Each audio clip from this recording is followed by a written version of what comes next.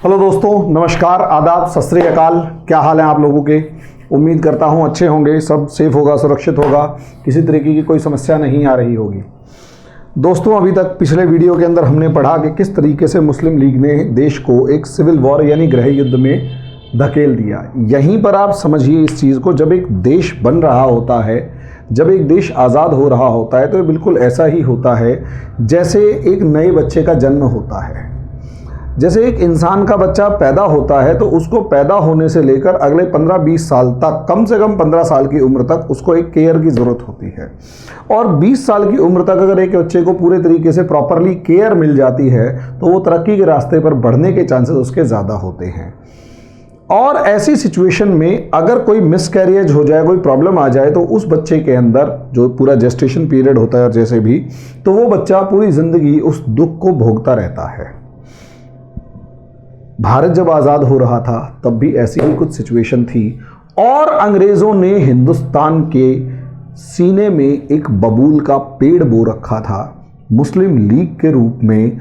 और उस मुस्लिम लीग के रूप में जो पेड़ बोया था वो आज, बबूल का जो बीज बोया था, आज वो पेड़ बन चुका था। उसमें बड़े बड़े कांटे लग चुके थे और वो पेड़ जो है किसी भी तरीके से भारत को आगे बढ़ने के लिए बढ़ने ही नहीं देने वाला था।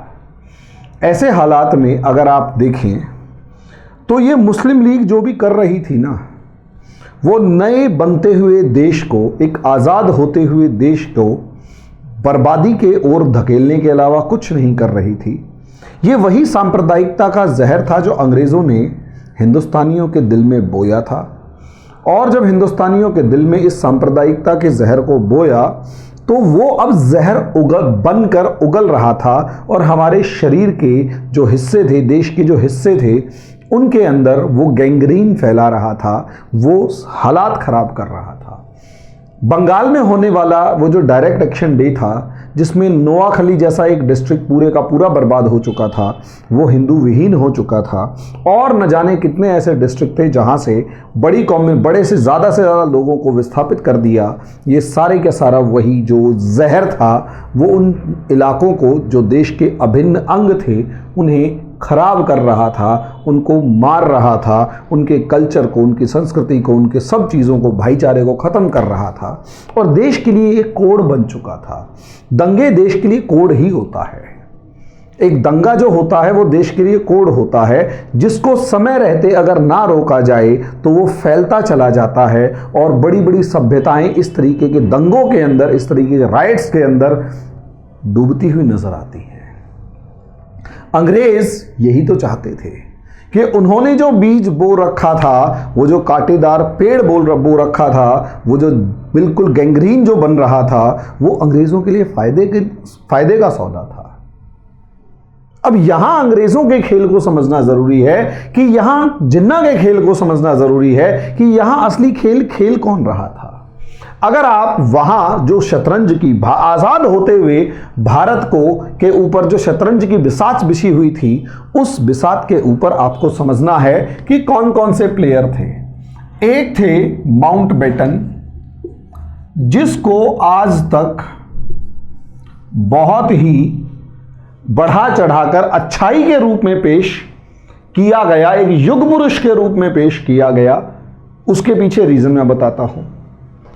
दूसरी तरफ आपके कांग्रेसमैन, जिसमें गांधी, नेहरू, पटेल, मौलाना आज़ाद से लेकर बहुत सारे दूसरे लीडर्स। और तीसरी तरफ यहां मौजूद थे जिन्ना। असलियत में जितना आरोप भारत की आज़ादी के समय इन लोगों पर लगता है वो सब गलत है। आज इस वीडियो के अंदर मैं आप लोगों को इसी के बारे में बताने वाला हूं कि असलियत में जो आरोप इन पर लगते हैं वो खेल कौन रहा था। ये तो मोहरे भी नहीं थे, ये तो मोहरे भी नहीं थे। और अंग्रेजों का सबसे बड़ा मोहरा ये जिन्ना था। सबसे बड़ा मोहरा ये जिन्ना था। और लॉर्ड माउंटबेटन इनको बेवकूफ बनाता रहा, इसको इस्तेमाल करता रहा और भारत, या जिसे आप कहेंगे साउथ एशिया, दक्षिण एशिया में अपना दबदबा कायम रखने का रास्ता खोजता रहा। मैं आज यही पढ़ाने वाला हूं। सच में जब जब इतिहास पढ़ा, जब जब उस काले पन्ने को पलट कर देखा, दिल हमेशा रोया है कि हिंदुस्तान के साथ किया क्या था। क्या इसमें नेहरू और गांधी की गलती ढूंढी जाए तो यकीन मानिए इनके पास उस गलती को करने के अलावा कोई ऑप्शन नहीं था। पूरे शरीर में वो कोढ़ फैल जाता, उससे अच्छा जिस अभिन्न अंग, जिस शरीर के हिस्से में गैंग्रीन हो गया है उसी को काट के फेंक दो, वरना वो जो इन्फेक्शन है वो पूरे शरीर में फैलते हुए देर नहीं लगेगी। उन्होंने यही सोचा।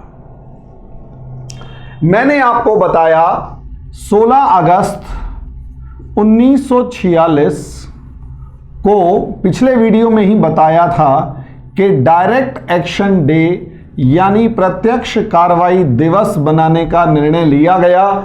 हिंदू मुसलमानों के बीच में जानबूझकर झगड़े करवाए गए, मारकाट करवाई गई, सब चीजें आउट ऑफ कंट्रोल हो रही थी। समझ में नहीं आ रहा क्या करें। हिंदू मुसलमान एक दूसरे के गले काट रहे थे। जो पिछले 1000 वर्षों से साथ साथ रहते हुए लोग आ रहे थे, उन्होंने एक दूसरे की गर्दनें काटी, दुश्मन बन गए ये लोग। और इसमें अंग्रेज सरकार मूक दर्शक बनी, बिल्कुल साइलेंट बनी, देखती रही, ऑडियंस के रूप में खड़ी हुई तालियां बजा रही थी। और अगर आप इनके और ज़्यादा बारीकियों से देखोगे तो ब्रिटिश अफसर अब तो कहीं ना कहीं शर्तें लगा रहे होते थे कि मैं इस हिंदुओं पर इतनी, आज मुसलमानों ने 500 बंदे मारे हैं तो मैं शर्त लगाने को तैयार हूं कि आज रात तक हिंदू जो हैं वो अपना बदला लेके सोएंगे, बल्कि 100-150 फालतू मार के सोएंगे, और एक एक ड्रिंक की शर्त। ये अंग्रेज अफसर थे जो भारतीय सेना के अंदर तैनात थे, और अंग्रेज अफसर भारतीय सेना के अंदर जो तैनात थे वो मजे ले रहे थे। आपकी सरकारों के पास या कांग्रेस या नेहरू के पास किसी तरीके का कोई ऑप्शन नहीं था, क्योंकि अभी भी मिलिट्री और सिक्योरिटी अंग्रेजों के हाथ में थी। जब मिलिट्री और सिक्योरिटी अंग्रेजों के हाथ में थी, अंग्रेज हर चीज के ऊपर कंट्रोल जमाए बैठे थे। अभी तक ट्रांसफर ऑफ पावर नहीं हुआ था। ये चुपचाप बड़े मजे ले रहे थे कि किस तरीके से अंग्रेज जो हैं, दोनों के दोनों देश मजे ले रहे थे। ब्रिटिश मजे ले रहे थे कि हिंदू मरे, मुसलमान मरे, असलियत में हिंदुस्तान मरेगा, और जितना ज़्यादा हिंदुस्तान मरेगा अंग्रेज़ों की रोटियां उतनी ही सेकी जाएंगी। अंग्रेज़ों के हितों के लिए, अंग्रेज़ों के भारत में हितों के लिए ये बहुत अच्छा था। इसलिए इस डायरेक्ट एक्शन डे को सिविल वॉर में बदलते हुए देर नहीं लगी। कहीं ना कहीं सिविल वॉर यानी गृह युद्ध जैसी परिस्थितियां उत्पन्न हो गई थी। रही सही कसर बिगिनिंग ऑफ कोल्ड वॉर ने पूरी कर दी, यानी शीत युद्ध शुरू हो चुका था। बिगिनिंग ऑफ कोल्ड वॉर, शीत युद्ध शुरू हो चुका था। ग्रीस के अंदर कहीं ना कहीं कम्युनिस्ट और कैपिटलिस्ट, साम्यवादी और पूंजीपति दोनों आपस में भिड़ चुके थे। कम्युनिस्ट और कैपिटलिस्ट आपस में जो हैं वो कोल्ड वॉर के अंदर, ग्रीस के अंदर भिड़ चुके थे और आमने सामने आ चुके थे। और इसी यूएसएसआर की जो जड़ें हैं वो आपको दिखाई दे रही हैं। यहां आप इंडिया की इंपॉर्टेंस, सिविल वॉर, एक तरफ इंडिया में सिविल वॉर चल रहा है, दूसरी तरफ कोल्ड वॉर चल रहा है। यहां पर स्ट्रेटेजिक लोकेशन ऑफ इंडिया आपको नजर आएगी कि अंग्रेजों के को अब इंडिया की पोजीशन किस तरीके से अच्छी लगने लगी, क्योंकि एक तरफ कोल्ड वॉर शुरू हो गया और चाइना के अंदर माओ जेडोंग के नेतृत्व में, चाइना के अंदर माओ जेडोंग के नेतृत्व में कम्युनिस्ट गवर्नमेंट जो है, कम्युनिस्ट जो हैं वो डोमिनेट कर रहे थे, यानी आगे बढ़ रहे थे।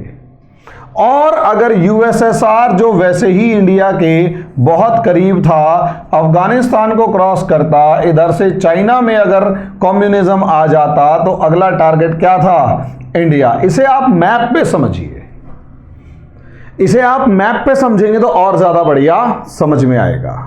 दोस्तों, ये आपके सामने स्क्रीन पर इंडिया का नक्शा है। अगर आप इस इंडिया के नक्शे को देखते हैं तो यहां आपको समझ में आएगा, जो मैं एक दो वीडियो पहले भी दिखा चुका हूं आप लोगों को, कि ये पूरे का पूरा चाइना है। और यहां इस चाइना के ऊपर, चाइना के अंदर, हालांकि वो तिब्बत पर उस टाइम पर कंट्रोल नहीं हुआ था, लेकिन अगर आप इस चाइना को देखेंगे तो यहाँ इस पूरे के पूरे चाइना के अंदर माओ जेडोंग और चियांग काई शेक की लड़ाई चल रही थी। और कहीं ना कहीं माओ जेडोंग जो है, जो कि कम्युनिस्टों को सपोर्ट करता था, वो डोमिनेट कर रहा था, आगे बढ़ रहा था, लॉन्ग मार्च कर रहा था। लॉन्ग मार्च को देखते हुए ऐसा लग रहा था कि माओ जेडोंग इस पूरे चाइना को कम्युनिस्टों के अंदर बदल देगा, यानी ये पूरा चाइना आज नहीं तो कल यूएसएसआर के फेवर में जाने वाला है।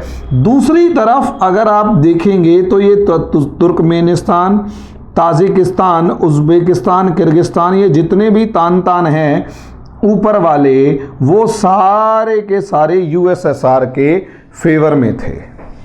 अब आप यहां देखिए कि अगला टारगेट जो है वो ये इंडिया था।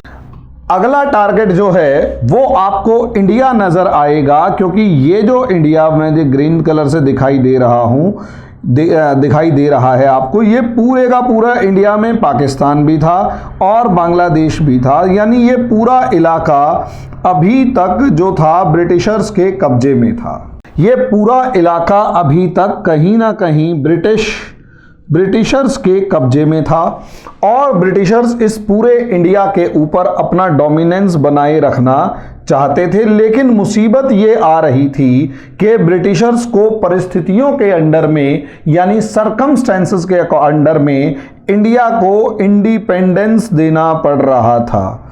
अब इस इंडिपेंडेंस को देखा जाए तो यहां पर दो पार्टियां आपको नजर आ रही थी। एक में था मुस्लिम लीग और दूसरे में थी कांग्रेस।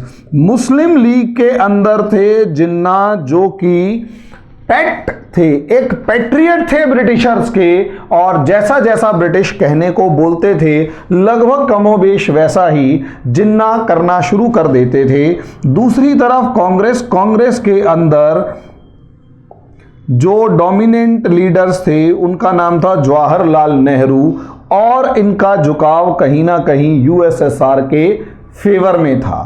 अब एक तरफ नेहरू जो यूएसएसआर के फेवर में और सेल्फ क्लेम्ड सोशलिस्ट थे, सेल्फ क्लेम्ड सोशलिस्ट थे, और नेहरू वही था जिनका 75% ऑफ पॉपुलेशन के ऊपर डायरेक्ट होल्ड था।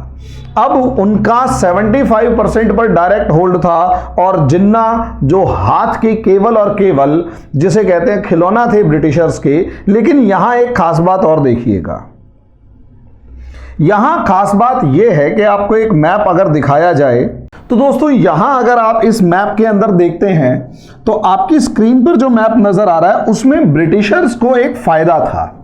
ब्रिटिशर्स को फायदा यह था यहां पर कि यहां पर जो है वेस्ट में जो ये ग्रीन कलर है पूरे का पूरा, ये वो इलाके थे जो डायरेक्टली या इनडायरेक्टली मुस्लिम या तो डोमिनेटेड थे या फिर मुस्लिम्स जो थे रूलर्स थे इनके, या तो ये मुस्लिम डोमिनेटेड थे या फिर इनके रूलर्स जो थे वो मुस्लिम थे। यानी यहाँ इस पूरे इलाके के अंदर या तो मेजॉरिटी मुस्लिम थी, इस पूरे इलाके में जो मैं दोबारा से अब रेड कर रहा हूं, जो पहले ग्रीन दिखाई दे रहा था, इसमें या तो मेजॉरिटी मुस्लिम थी, या तो इसमें मेजॉरिटी मुस्लिम थी, या फिर मुस्लिम जो रूलर्स थे और जनता भी क्या थी, मेजॉरिटी में मुस्लिम्स थी। अंग्रेजों के लिए ये एक गुड लक था। यही रीजन है दूसरा पार्ट जो बंगाल वाला है इसमें कोई ऐसी प्रॉब्लम नहीं आई थी। सबसे पहला यही जो पार्ट है जो मैंने अभी आपको दिखाया, अंग्रेजों की नज़र में यही पार्ट सबसे ज़्यादा इंपॉर्टेंट था और अंग्रेज इस पर एक तरीके से लगभग नज़र गड़ाए बैठे थे। उसके पीछे रीजन था, मैंने अभी आपको नक्शे में दिखाया कि किस तरीके से अंग्रेज इस इलाके पर नजर गड़ाए बैठे थे। तो यहां अगर दोस्तों आप देखते हो तो ये पूरा हिंदुस्तान का जो इलाका इस तरीके से आपको ये दिखाई दे रहा है। यहाँ इतने बड़े इलाके के अंदर विद फोर्स अगर आप जाना शुरू करेंगे तो वो जल्दी से पॉसिबल नहीं है। ये बांग्लादेश भी पूरा इस तरीके से था, यहाँ पॉसिबल पूरा अंग्रेज़ों के लिए नहीं था। और ख़ासकर उस टाइम पर जब अंग्रेज़ सेकेंड वर्ल्ड वॉर के अंदर हार चुके थे, तो हारने के बाद वो कभी भी इस पूरी सिचुएशन में फेस टू फेस नहीं लड़ना चाहते थे। अब यहाँ उन्होंने प्रॉक्सी वॉर लड़ने की सोची और यहाँ इस पूरे बड़े इलाके में ब्रिटिशर्स को पता था कि कांग्रेस है और इधर भी लगभग खान अब्दुल गफ्फार खान से लेकर दूसरे मॉडरेट कांग्रेसी लीडर्स थे। अगर वो यहाँ चाहते तो यहाँ पर भी आज नहीं तो कल कांग्रेस का डोमिनेंस आ सकता था। 1937 के इलेक्शंस में अंग्रेजों ने देख लिया था, इसीलिए पाकिस्तान के इस इलाके से कांग्रेस का नामो निशान हटाने के लिए कि यहां से कांग्रेस का नामो निशान हट जाए और कम से कम ये इलाका इस तरीके से हो कि इंडिया का डायरेक्ट कांटेक्ट कम से कम यूएसएसआर के साथ टूट जाए, यही प्लान किया गया। यही प्लान किया गया कि इंडिया का डायरेक्ट रिलेशन यूएसएसआर से टूट जाए। चाइना से तो टूटना संभव नहीं था, लेकिन पाकिस्तान या इंडिया का डायरेक्ट रिलेशन यूएसएसआर से टूट जाए, इसीलिए प्लान किया गया और जानबूझकर पार्टीशन के सिस्टम को आगे बढ़ाया गया और ये कहा गया कि जी आपके यहां पर सिविल वॉर लाइक सिचुएशंस इस तरीके से हैं कि हिंदू मुसलमान आपस में एक साथ नहीं रह सकते, इसीलिए जो टू नेशन थ्योरी है यानी दो देशों वाली जो थ्योरी है वो बिल्कुल ठीक है और इसलिए बंटवारा जरूरी है। बंटवारा जरूरी है। ऐसे में मुस्लिम लीग तो चाहती ही थी कि बंटवारा हो जाए, लेकिन कांग्रेस इस बंटवारे के लिए किसी भी सूरत में तैयार नहीं थी और इसीलिए सबसे पहला टारगेट इस कांग्रेस को ही किया गया कि भैया कांग्रेस जो है आप कांग्रेसियों को किसी तरीके से मनाया जाए। इसीलिए साम दाम दंड भेद वाली नीति को अपनाया गया और इस नीति के चलते एक प्लान बनाया गया। प्लान था कांग्रेस से निपटने का। कांग्रेस से निपटने के लिए एक बहुत ही तगड़ा प्लान ये था कि सबसे पहले कांग्रेस को डर दिखाया जाए। अब कांग्रेस को डर कैसे दिखाया जाएगा तो इसे समझ लीजिए। यहां आप एक नक्शा देख रहे हैं जो अगर पूरा आपको स्क्रीन पर नजर आ जाएगा, मैं इस पर जो लिख रहा हूं उसके साथ साथ स्क्रीन पर नजर भी आ जाएगा। इस नक्शे में ये जो येलो कलर है ये है प्रिंसली स्टेट्स यानी देसी रियासतें या राजा महाराजाओं का यहां पर रूल था, अपना कानून था, सब कुछ था। और ये जो रेड वाले आपको नजर आ रहे हैं ये थे ब्रिटिश प्रोविंस यानी ब्रिटिश प्रांत। अंग्रेजों ने एक चाल चली और ये कहा कि या तो कांग्रेस मान जाए और किसी भी सूरत में पार्टीशन यानी बंटवारे को बर्दाश्त करे, वरना हमारे पास एक ऑप्शन ये है कि हम तो चले और जितने भी ये राजा महाराजा जो येलो कलर में दिखाई दे रहे हैं इन सबको ये कह देंगे कि सारी सुरक्षा या सारी सॉवरेनिटी, सारी संप्रभुता आपकी, आप जिस देश में शामिल होना चाहें तो हो जाएं, किसी देश में शामिल ना होना चाहें ना हो, आपकी इच्छा है। यानी हिंदुस्तान के 100 से ज्यादा टुकड़े का करके जाने का प्लान बना लिया और ये प्लान सबसे पहले लॉर्ड वेविल ने आगे बढ़ाया। और लॉर्ड वेविल ने कहा कि भाई हमारा एक ब्रेक डाउन प्लान है। ब्रेक डाउन प्लान ये है कि इंडिया वाले मान तो रहे नहीं हैं, एक काम करो, सितंबर 1947 के अंदर ये प्लान आया था और उसमें देखो ना 19 सितंबर 1946 में ये प्लान आया था। सितंबर 1946 में ये प्लान आया और इस प्लान के अंदर ये कहा गया, लॉर्ड वेविल ने कहा कि हम देश को ब्रेक डाउन करके चले जाते हैं और इस ब्रेक डाउन के अंदर हम ये करेंगे कि हम इस देश से जा रहे हैं, तुम जानो तुम्हारा काम जाने, वी आर नॉट इंटरेस्टेड। अब जब वी आर नॉट इंटरेस्टेड वाली सिचुएशन है तो कांग्रेस ने इसका सबसे ज्यादा विरोध किया कि आप ऐसे कैसे हमारे देश को बर्बाद करके भाग सकते हैं, आप ऐसा नहीं करेंगे। और कांग्रेस ने बहुत कठोर यानी बहुत स्ट्रांगली अपोज किया, इसलिए लॉर्ड वेविल को ये ब्रेकडाउन प्लान वापस लेना पड़ा। लेकिन अंग्रेज़ों को ये बात समझ में आ गई कि इस मामले में अंग्रेज़ों को ये बात समझ में आ गई कि इस मामले में जल्दी से वेवेल के बस की निपटना तो नहीं है, यानी वेवेल जो हैं वो इस मामले में कांग्रेस को निपट नहीं सकते या इस मामले को हैंडल नहीं कर सकते। इसमें एक स्ट्रॉन्ग पर्सनैलिटी की ज़रूरत है। अब जब ये कहा गया कि यहां एक स्ट्रॉन्ग पर्सनैलिटी की ज़रूरत है तो यहीं पर मार्च 1947 को लॉर्ड माउंटबेटन को भेजा गया और ये वो बंदा था जो रॉयल फैमिली के मेंबर थे, मिलिट्री कमांडर रह चुके थे, सेकेंड वर्ल्ड वॉर में ब्रिटिश आर्मी को लीड कर रहे थे, जापान से सरेंडर करवाया था, सिंगापुर पे कमांड थी और इनके पास बहुत स्ट्रांग प्रोफाइल थी।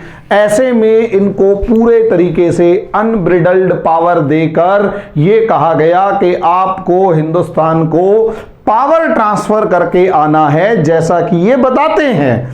लेकिन असलियत में जब देखो, इतिहास में बहुत सारे सीक्रेट्स ऐसे होते हैं जो डायरेक्ट नजर नहीं आते या कोई बताता नहीं है। ऐसी छुपी हुई बातों को अंदाजा लगाया जाता है उसके आफ्टर इफेक्ट से, यानी बाद में क्या हुआ। तो जो भी खिलाड़ी थे उनमें लॉर्ड माउंटबेटन जैसे खिलाड़ी का अभी आना बाकी था और अब ये लॉर्ड माउंटबेटन आ चुके थे तो यहां से परिस्थितियां बदलनी शुरू होंगी, यहां से परिस्थितियां बदलनी शुरू होंगी। और जब ये परिस्थितियां बदलनी शुरू होंगी, सिचुएशंस आपके कंट्रोल में आपके कंट्रोल से बाहर आकर अब ये कठपुतली की तरह सबको नचाएगा। ये लॉर्ड माउंटबेटन का ही दिमाग था कि हिंदुस्तान का बंटवारा हो गया। अब आप कहोगे कैसे, तो हिंदुस्तान के बंटवारे के लिए अगर कोई जिम्मेदार था तो लॉर्ड माउंटबेटन था। लेकिन इसकी चालाकी देखिएगा कि ये हिंदुस्तान आया, भारत के टुकड़े किए, बंटवारा किया और भला मानस बनके युग पुरुष की उपाधि लेकर देश से, हिंदुस्तान से चला गया। हिंदुस्तान तो क्या, पूरी दुनिया को इस समझ में नहीं आया राजनीति क्या खेली, और लास्ट तक समझ में नहीं आया कि राजनीति क्या खेली गई है।